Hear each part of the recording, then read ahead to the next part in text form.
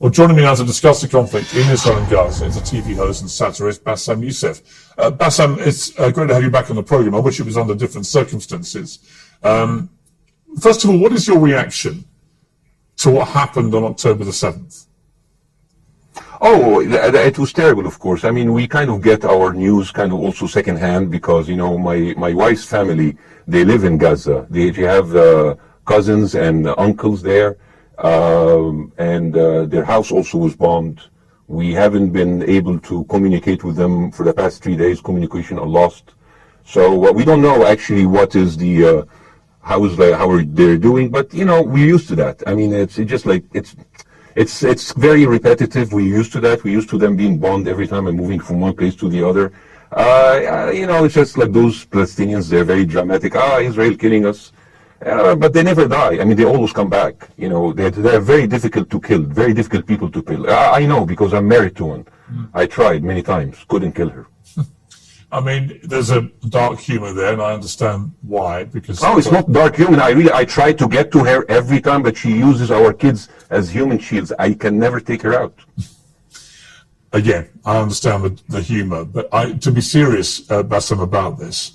Tonight, I will be serious. Now, I will be serious. I was watching your interview with Ben Shapiro, and I will tell you one thing. Yeah. I think that Ben Shapiro is one of the smartest people who ever walked this earth. He's very, very smart. I follow him, and I believe everything he said. And when he came on your show, his solution was, and I quote, his solution was that the solution for this is for Israel to annex Gaza and to kill as many son of bitches as possible to make sure that this will never happen again. And anyone who called for a ceasefire will be a terrorist sympathizer. So God forbid, I don't want to be labeled as a terrorist sympathizer. So I agree with Ben Shapiro. I think we should kill as many son of bitches as possible. Well, let me, so far, but Bassem, so far 3,500 people were killed, including 5,000 son of bitches in the bombing of the Baptist hospital as we speak right now. 1/3 of those 3,500 were children. So my question to Ben Shapiro is, how many more son of bitches do we need to kill so Ben Shapiro is happy? Okay, because it changes from 1 year. It changes from one. I'm sorry that. Listen. I'm really at a disadvantage here. I'm looking at a camera. I don't see you. I can hear you on my. Well, the reason I'm interrupting is I think you might be. I think you're conflating different interviews with Ben Shapiro. He didn't use the phrase "sons of bitches" with me. Let me play to you what he actually said on my show. He did. Go back to your interview. No, he didn't. That was another interview. But let me play what he said to me here. Well, frankly, I don't believe in proportionate response to terrorism. I believe that the way that you stop terrorism is with wildly disproportionate response. That doesn't mean in terms of targeting civilians. It means in terms of killing as many terrorists as humanly possible and allowing them to dictate the terms of engagement by hiding behind civilians in areas that they're supposedly responsible for means that the only option for Israel is to surrender to Hamas's hatred of its own citizens, its willingness to use its own children as human shields. No country worth its salt could ever do that. Now that is substantively different to what you said he said, right? He's talking there but specifically about Hamas terrorists. I agree with him. The thing is, the question is, what is a proportionate response? Because it has been different from one tier to another. So if you look to this graph, for example, this is the death of Israeli and Palestinians, and it's changing from 1 year to year. It's like fluctuating like crypto. So my question is today, what is the going rate today for human lives? I mean, 2014 was a great year for Ben Shapiro. 88 Israelis were died, and there was 2,329 Palestinians killed on the other side. That is one Israeli for 27 Palestinians. That is a very good exchange rate. What I'm saying is, what is the exchange rate for today? So you guys will be happy. That's my question. Well, it's not me. It's not me, guys. I'm not on either side. No, not you. Like when I say you guys, I say like the people on the other side of that. I know that you don't think like that. You're one of the good guys. But let me tell you something. I mean, the reason that I'm using this is that, I mean, I can't remember what happened in 2014, and there was no music festival, but there must be something. I mean, they must do something. It is their fault. It has to be something. I mean, in 2018, 300 Palestinians died. Who's counting, you know? So the thing is, my question is, let's find what is the exchange rate for human life today so we expect the future death of Palestinians and we'll be happy to it. My response to that would be this, Bassem. I thought carefully about this because I think it's very tricky for people like me to immerse ourselves into a conflict when we're not directly involved. And I thought carefully about what I feel about this. I feel that the scale of what Hamas did on October the 7th supersedes anything else I've seen in this conflict, really ever. The savagery, the butchery, the slaughter of 1,300 people, the shooting of babies, the 100%. kidnapping of grandmothers, and so on. So if we can agree on that, which I think is inarguable, then the question then becomes, again, about proportion. I don't disagree that there's been a lot of bad stuff on both sides going back historically for decades. But if we agree that this was on a different level altogether, quite deliberately by Hamas, designed to provoke, here's my question. Let me ask you a question. And the question was, you raised it earlier about proportion. I honestly don't know what the proportionate response is. I honestly don't. I don't. I've been watching the airstrikes this week thinking... So what's your question? Well, I would ask you, if you were Israel, what would you... If I was Israel. If you were Israel and that had happened to you, what would you think would be the appropriate way for the country to respond? I would do exactly like Israel did, kill as many people as possible, since the world is letting me do it. I mean, I can do it because I can, you know. But the thing is, you know what, I agree with you. I mean, you know what, I'm going to be even ahead of you, because I see the question coming. Do you condemn Hamas for the atrocity? Yes, I condemn Hamas. I condemn Hamas. I condemn Hamas is the source of all evil. They are the reason for everything. And you know what? Let's for a minute imagine a world without Hamas. Right. What will this word look like? Let's give this word a name, and let's name this word the West Bank. Hamas has absolutely no control of the West Bank, and this is the beginning of this year. Only through August, 37 Palestinian kids were killed. No music festival, no paragliding, no Hamas. Since the occupation of the West Bank, 7,000 Palestinians were killed. No music festival, no paragliding, no Hamas. I can go on and on and on and on. No, but you don't need to, because in a way you're preaching to the choir. I've followed this crisis. Oh no, you're not preaching. So the thing is, like, in the sense that I know that what you're saying has validity. Of course. Piers. By the way, Piers. I am at a disadvantage here. I can hear you. I cannot see you. I am in a claustrophobic room, and so please cut me some slack and don't interrupt me and interrupt my point. Sure. So, because this has to be fair. Understand. Because if you want to only hear your opinion, I can just condemn Hamas and go home. I can do that. So, do you want to do that, or do you have a much more nuanced conversation? No, I absolutely want to have a nuanced conversation. I wasn't aware I was interrupting you. I thought I was letting you speak. Amazing. So I would say I really applaud Israel for doing one thing that no military force in the world does. Because I heard Ben Shapiro and I heard Ron DeSantis, and they said Israel is the only military force in the world that warns civilians before bombing them. I mean, how fucking cute. That is so nice of them. Because with this logic, if Russian troops started warning Ukrainians before bombing their houses, we're cool with Putin, right? I mean, okay, Habibi, you have warned them, go invade. It's fine. You have done your job. I mean, the thing is, and I understand, and I also heard Ben Shapiro talking about Human Shield. So you remember my wife's family, they live in Gaza. So I asked them, I told them, when Israel give you the nice warning, the cute warning, does Hamas force you to stay in your home so you can be bombed and use as human shield? You know what, Hassan here, my wife's cousin, he's a loser, you know. He told me, you know, when I asked him, does that happen? He told me, no. The lying son of a bitch lied to me. I told him, you don't understand. Ben Shapiro and Ron DeSantis keep saying that Israel warned you and Hamas asked you to stay put. So I told you, he's a loser. He never kept a job. He even failed in all of the interviews to become like a human shield. I would believe Ben Shapiro. Let me ask you this, So let's go with that. No, let me ask you. At some point I must be able to ask you questions. It's not a monologue for you, if we agree that for the 14,000 casualties, I mean, who's counting, are human shield, does that mean that every single one of those civilians was standing, obscuring a military target behind them? Because that's a lot of weapons. I mean, Hamas is packing. No, of course it doesn't. Look, it doesn't.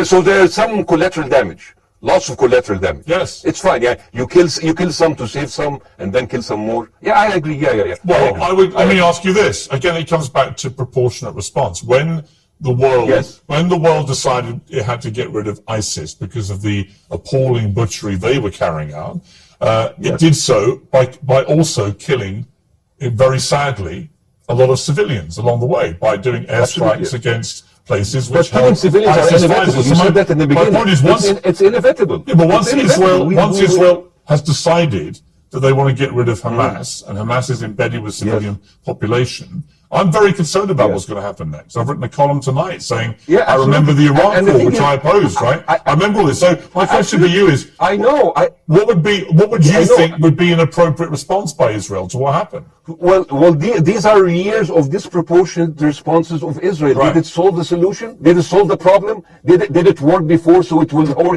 what will be the surprise this time? What will be the twist that will make this work this time? What will be different this time? Seriously, I mean, like, this is only the last 15 years. I mean, because it's too many papers. I just got this. But how will this be different? And the thing is, I am so glad in the introduction that you mentioned the Iraq war. I applaud you, Piers, for saying that, because you were honest about it. You said that spreading lies like WMDs make people look at those people as less of humans, and they would accept the death of 1 million Iraqi, whether by sanctions or by invasion, right? You are a good man. This is amazing. And you know what is similar? Is when you spread the lies of 40 decapitated babies, although it was refuted. So what happens when people hear that, killing babies is horrible. But when you say decapitated 40 babies, you are planting a certain image. Well, who has said that? Trigger in people's mind. Who has said that? Who has said 40? Who has said that? You have said 40 decapitated. Who has said that? You have repeated. No, I haven't. What? I've never said that. You haven't said on your show 40 decapitated babies? Never. Ben Shapiro didn't say it? No. Ron DeSantis didn't say Nobody has said it? Okay, nobody said it? No. Oh, okay, maybe I am wrong. Decapitated. You're wrong. I've never said that. What happened, no, you're wrong. But the thing is, when Iraq, the thing is, the same thing is happening in Iraq. Ben Shapiro once tweeted, not even about Gaza, about the West Bank, when Israel continued to build the illegal settlement. He said, 2017, Israel likes to build things, and Arabs, not Palestine, not Hamas, Arabs like to bomb crap and live in open sewage. Yeah, I thought that was very the Israeli defense minister, he said, those are human animals. And the thing is, Ben Shapiro should know better, because, long before the Holocaust, before Jewish people were thrown in the gas chambers, the Nazi propaganda called them rats.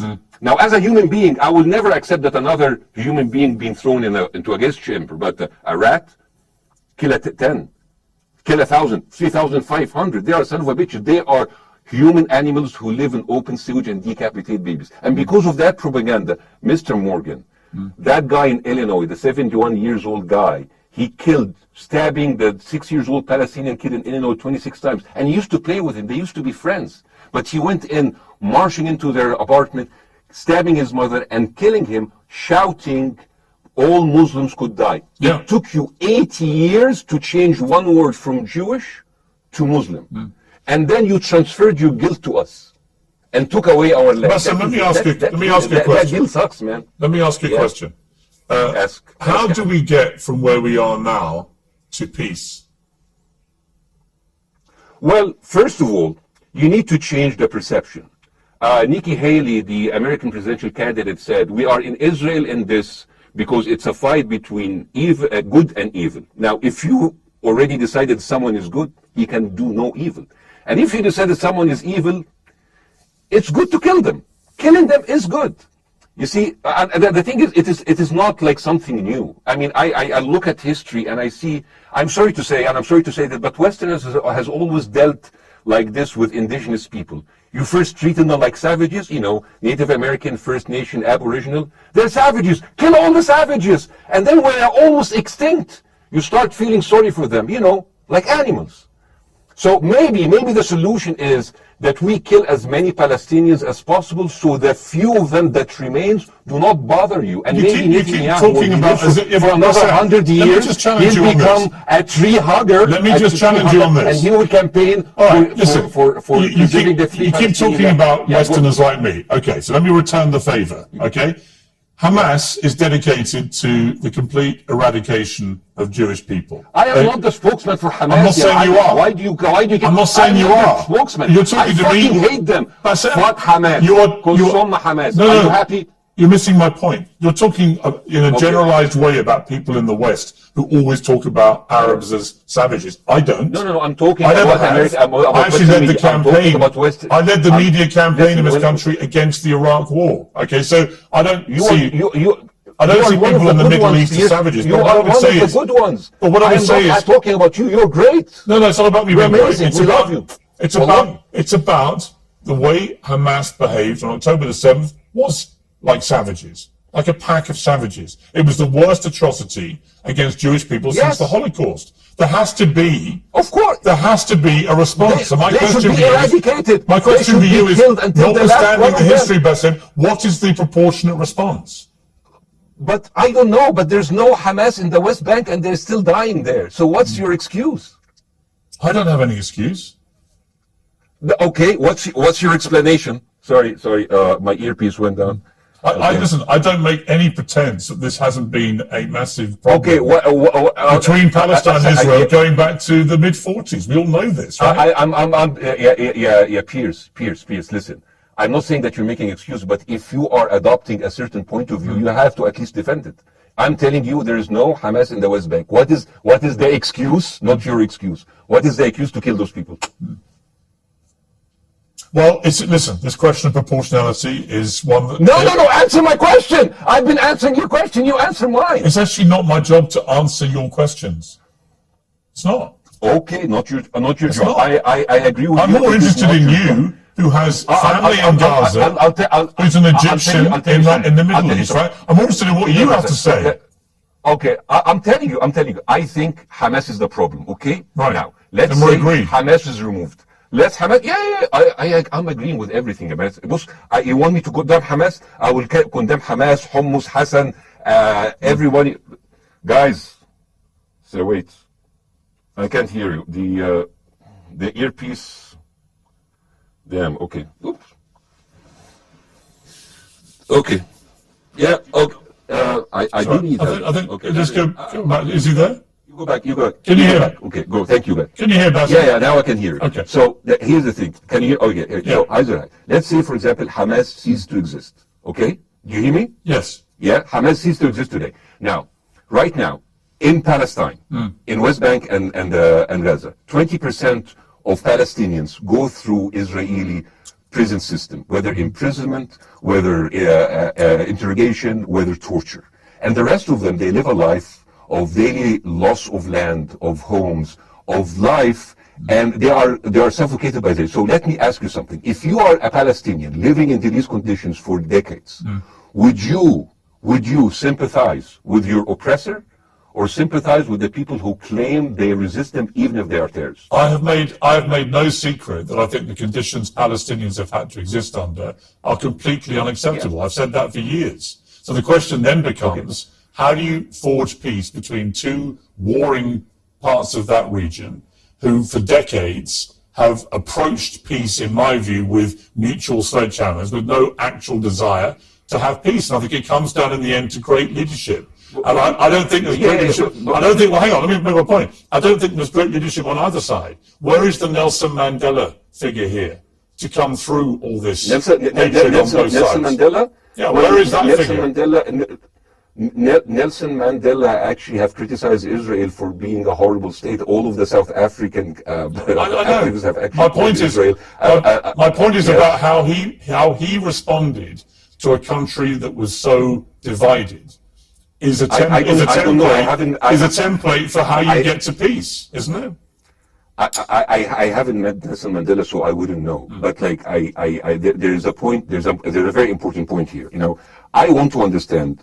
What is the logic of Israel carpet bombing Gaza? I mean, if there's a logic, if this will make Israel safe, I want to hear the logic. So if they continue bombing, what are they hoping to achieve? Well, we know what their stated aim is. Their stated aim is to eradicate and wipe out Hamas. They believe Hamas are living predominantly in northern Gaza. They also are aware they're living amongst civilians. So it's an incredibly difficult thing. As I said in my monologue, it is very, very difficult to see how they do this without massive collateral damage. So if I can understand this correctly, basically Israel is doing this to pressure the Palestinian community in Gaza to turn against Hamas. Is that right? I'm sure that's part of it, yes.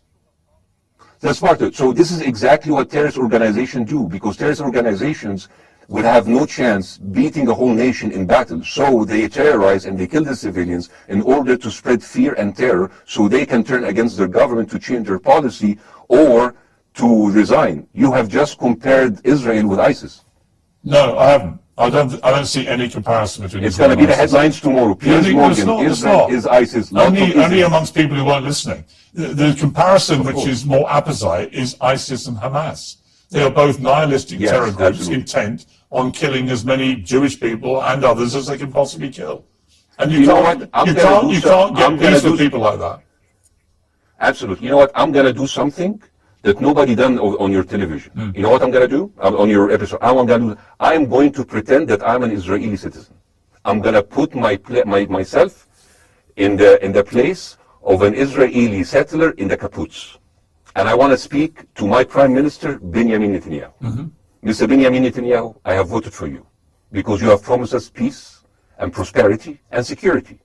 On the 7th of October, those son of bitches Hamas, they went into the fence that is regularly heavily guarded. Usually if there's like a dove that comes close to it, it will be shot.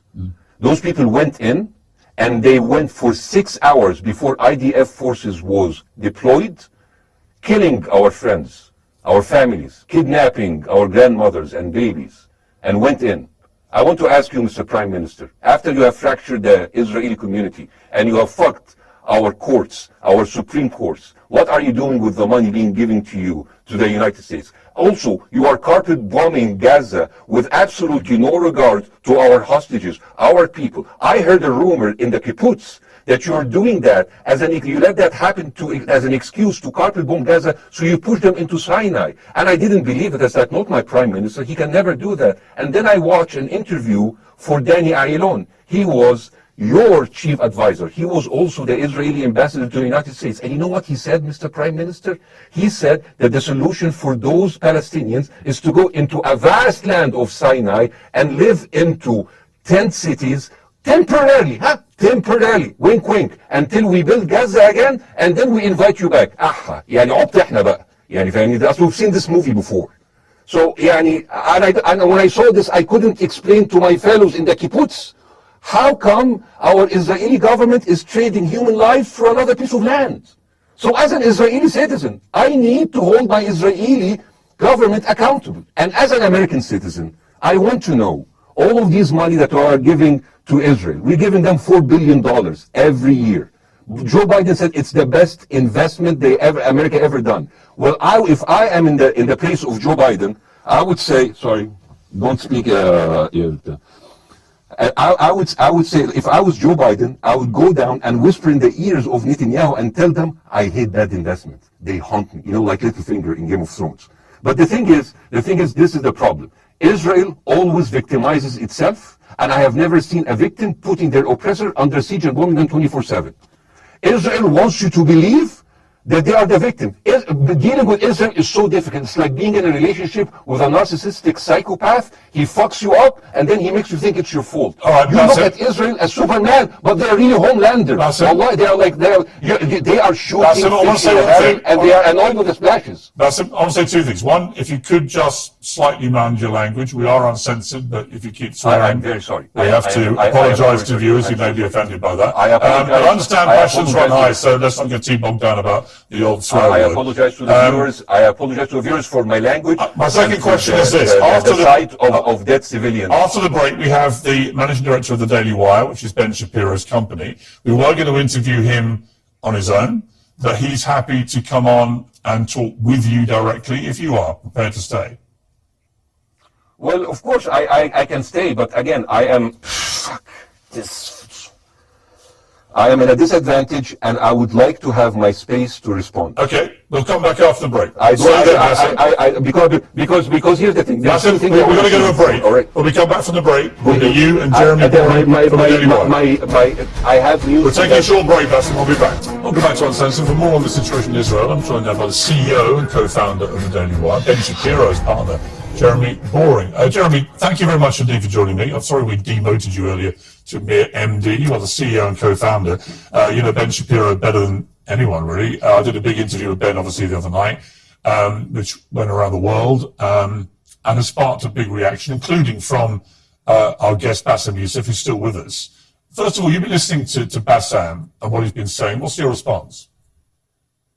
Well, first of all, I make it a point not to speak for Ben Shapiro. He's got a 20 IQ points on me and speaks for a living professionally, so he's much better prepared to defend himself. But as his business partner, as his best friend, I do feel like I have to respond to the things that Bassem was just saying. First of all, the question of how many sons of bitches have to be killed in order to end this conflict, I suppose that the answer is as many of them as it takes. That doesn't mean that I or Ben or any decent person in their right mind is happy with the killing of civilians.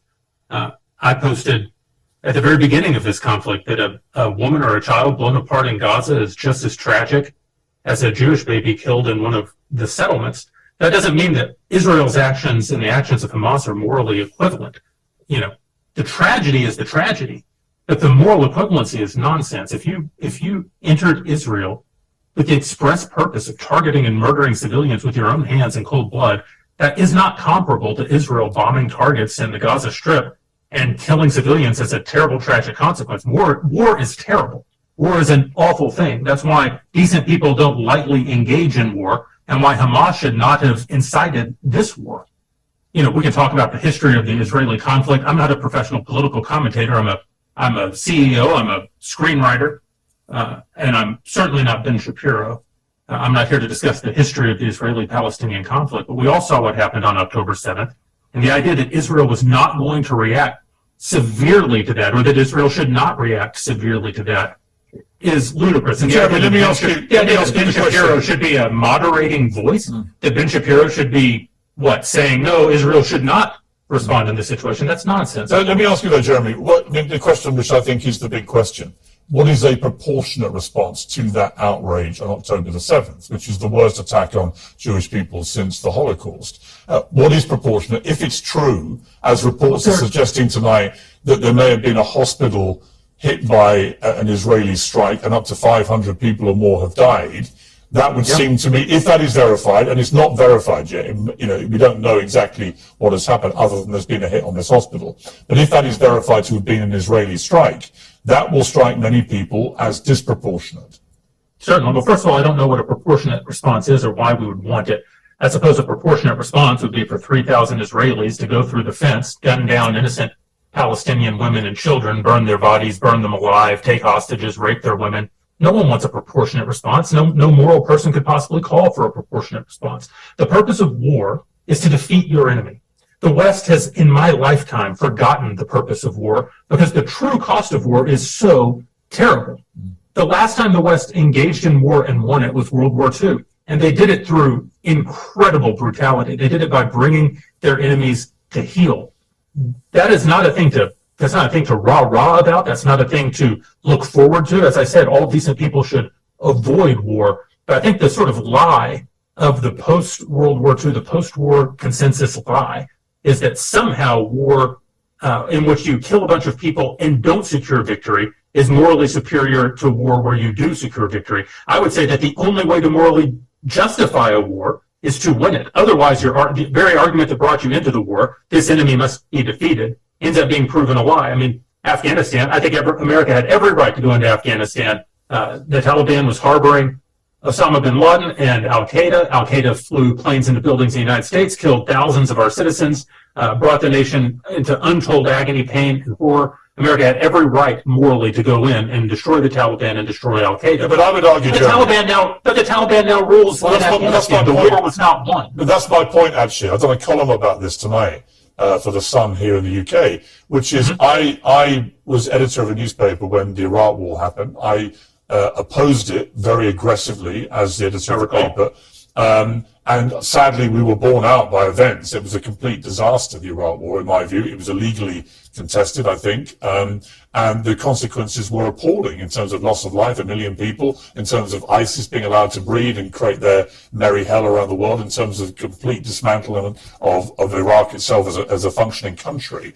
And I think Afghanistan, again, 20 years of, attacking an enemy, which is now running the country again, seemed to me, again, to be kind of pointless. And I do wonder whether Israel, in its blind fury, which I completely understand, has thought through the consequences of actually launching a full air, ground and sea offensive into Gaza as to actually what happens at the end of that.